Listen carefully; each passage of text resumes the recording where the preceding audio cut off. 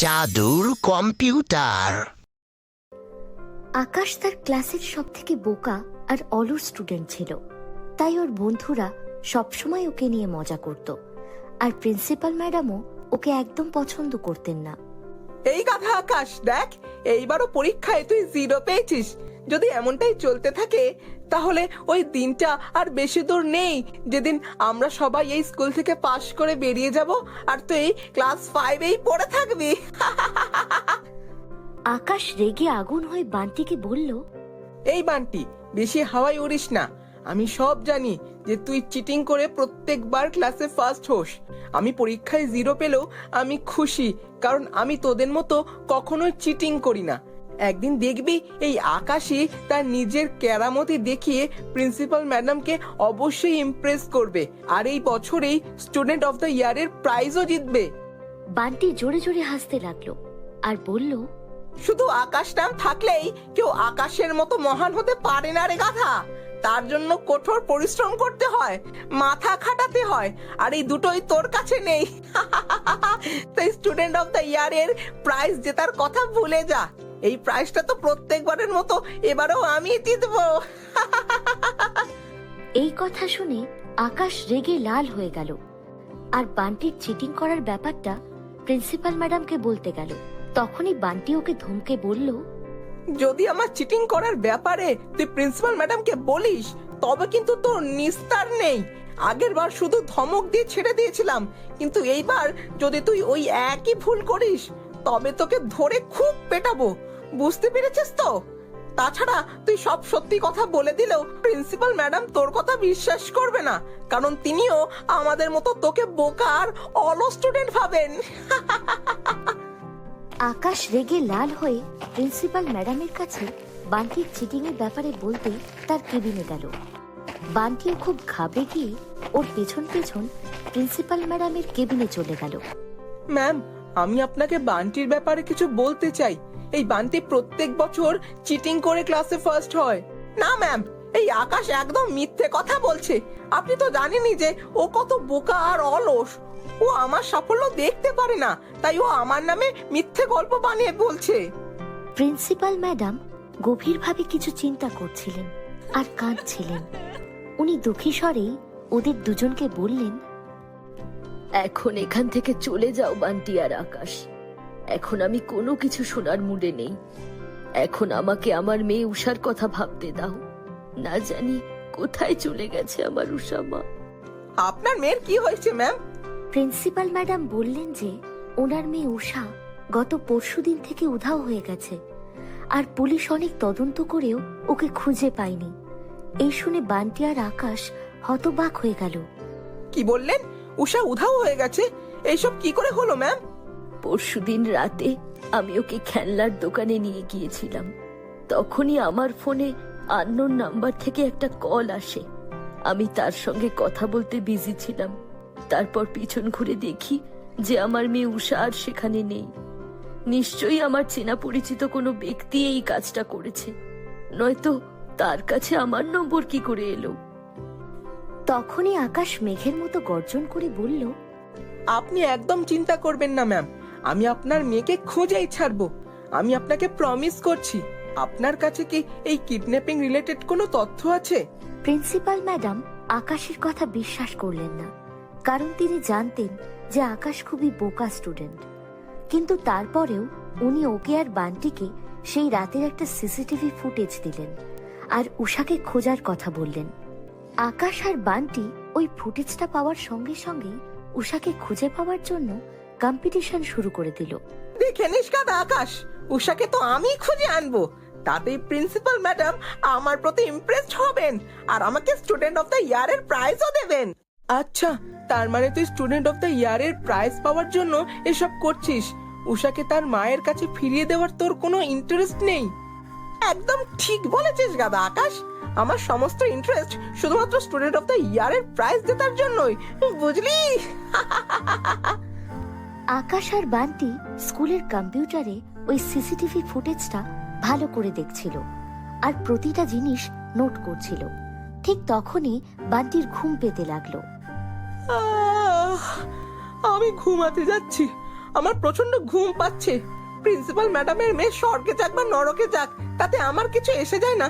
Good night আকাশ। এই বলে বান্টি ঘুমিয়ে পড়ল। কিন্তু আকাশ ওই সিসিটিভি ফুটেজটা মন দিয়ে দেখতে লাগলো।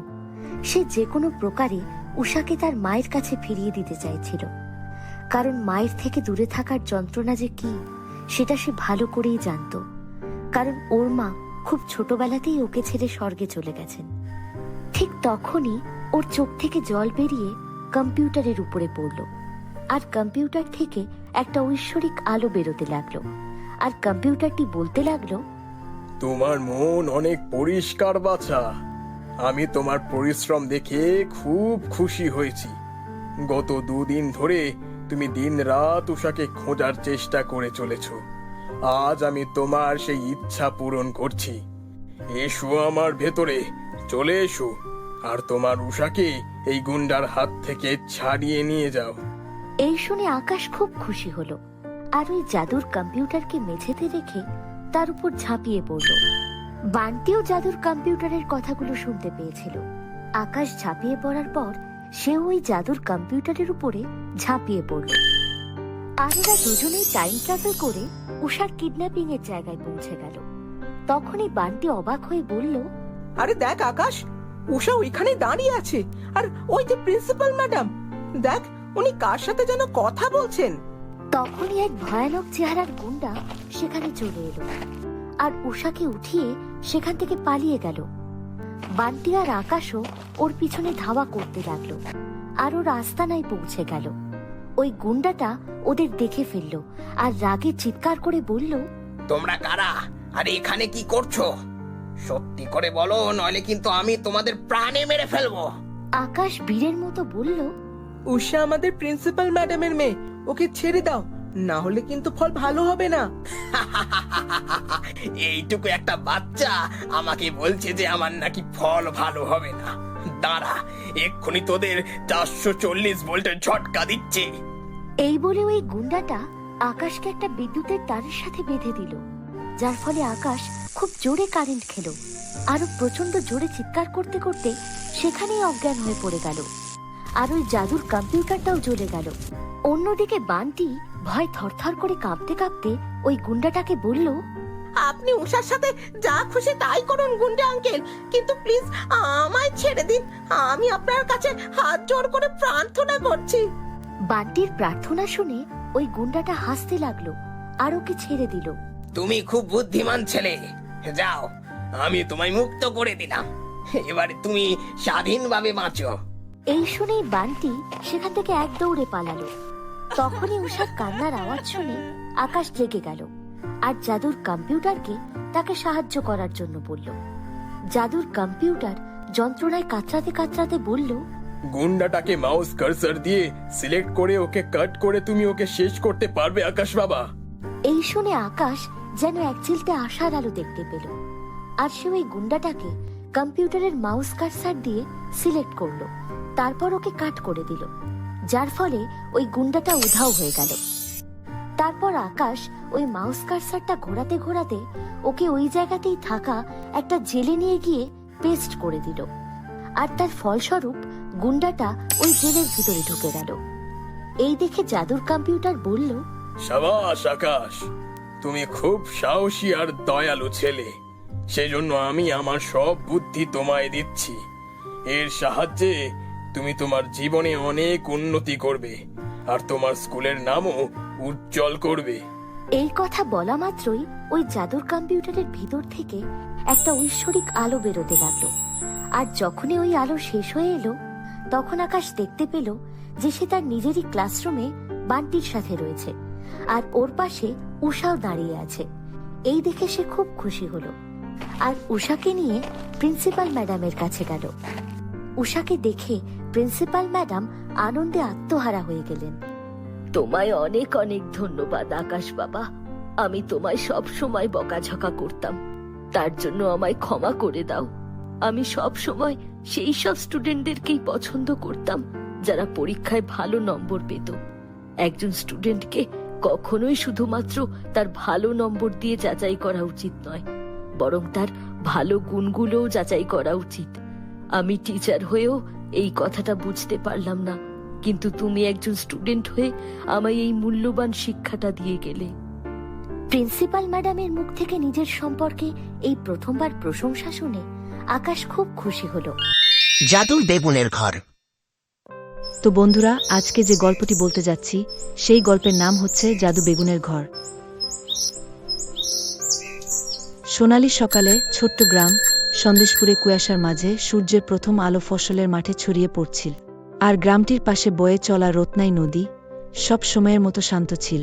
হঠাৎ নদীর ধারে এক গরিব জেলে রামলাল তার পুরনো ছেঁড়া জাল নিয়ে দাঁড়িয়ে পড়ে। হে ভগবান, আজ যেন কিছু ভালো হয়। বাড়িতে মা খালি পেটে আছে, গীতার বিয়ের জন্য টাকা জমাতে হবে। সত্যি বলতে ক্ষুধা আর বোনের বিয়ের চিন্তায় আমি খুব ক্লান্ত। এখন শুধু তোমারই আশায় আছি। রামলালের পরিবার অনেক কষ্টে ছিল। তার মা শাপলা বৃদ্ধ আর অসুস্থ ছিলেন, আর তার ছোট বোন গীতা, যে তার পড়াশোনা ছেড়ে সেলাইয়ের কাজ করত এবং তা দিয়ে সে কোনোরকম বাড়ির খরচ চালা। চল রামলাল, ফেলে দে তোর জাল নদী, দেখি আজ ভালো কিছু পাই কি না হলে আবার খালি হাতেই বাড়ি ফিরতে হবে। রামলাল জাল ফেলে কিছু সময় অপেক্ষা কর। হঠাৎ জালে কিছু আটকে গেছে এমন অনুভব হল। আটকে গেছ, আটকে গেছ, বড় মাছ আটকা পড়েছ। সাবাস রামলাল, আজ তো প্রথম বলেই ছাক্কা মারলাম, হা হা হা। রামলাল উত্তেজিত আর অস্থির হয়ে জাল টেনে তুলতে থাকে, এবং যখন জাল নদী থেকে বেরিয়ে আসে তখন জালে কোনো মাছ নয়, বরং এক জলদেবী আটকে ছিল, যেটি আধা মানুষ আর আধা মাছের মতো দেখতেছি। সে খুব আহত ছিল। এটা কি? এটা আবার কোনো মায়াবী মাছ নাই।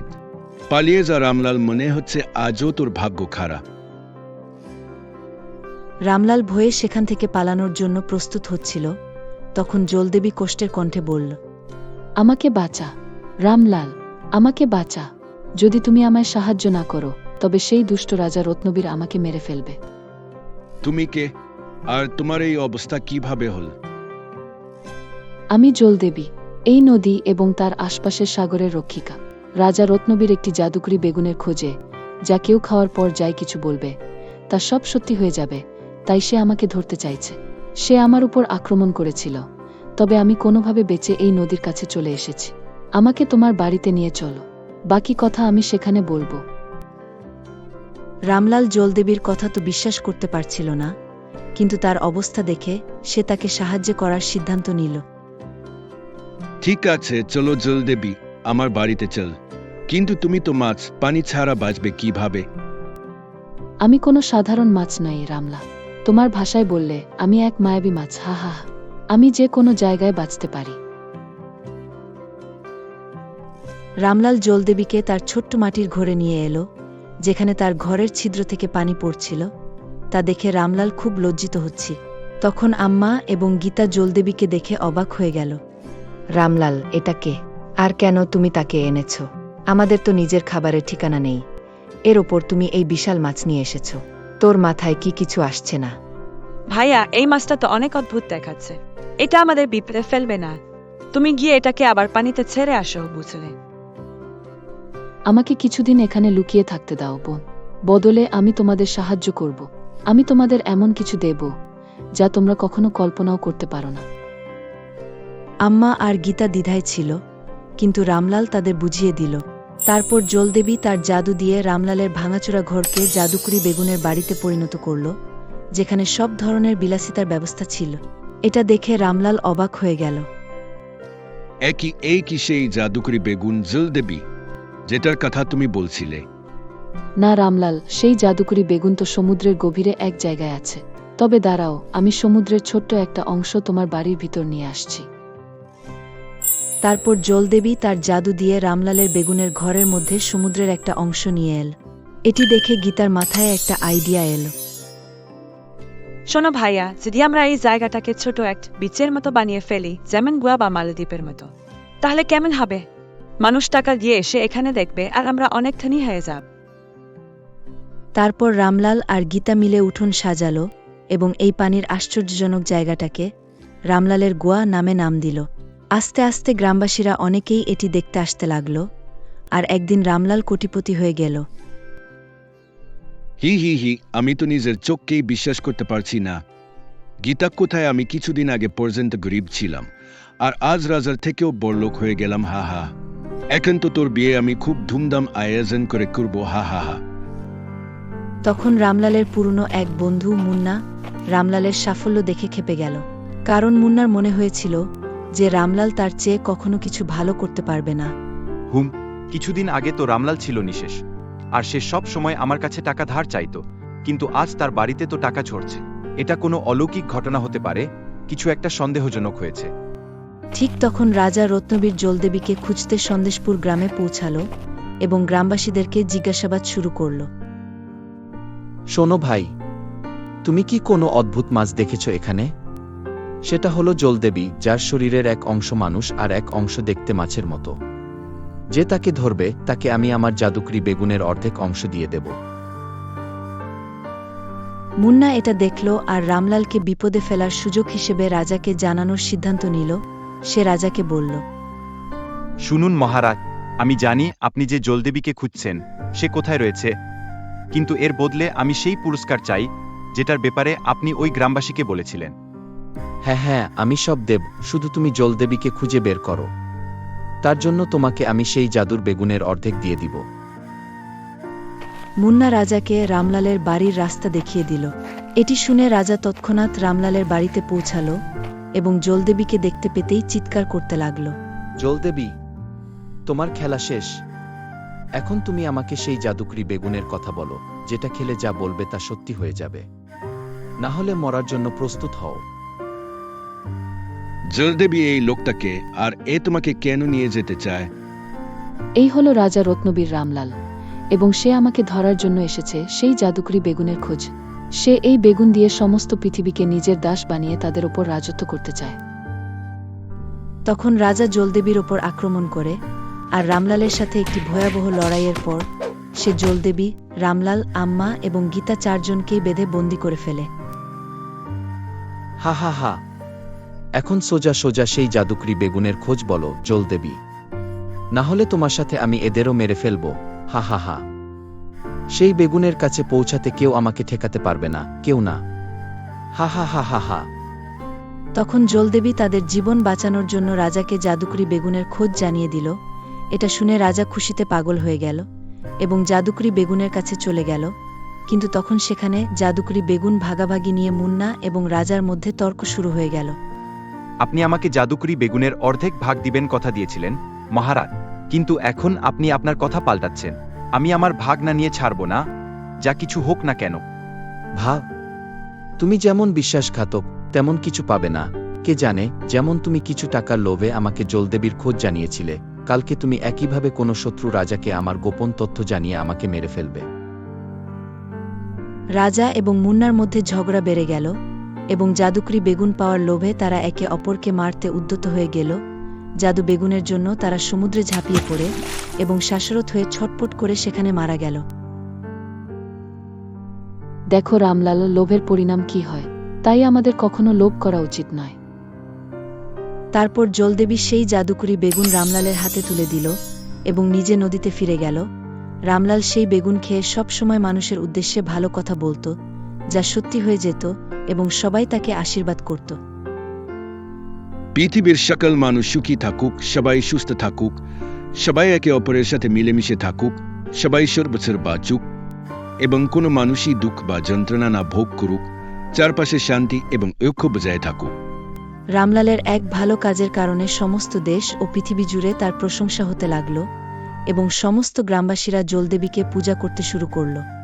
তো বন্ধুরা, এই গল্পটি তোমাদের কেমন লাগলো?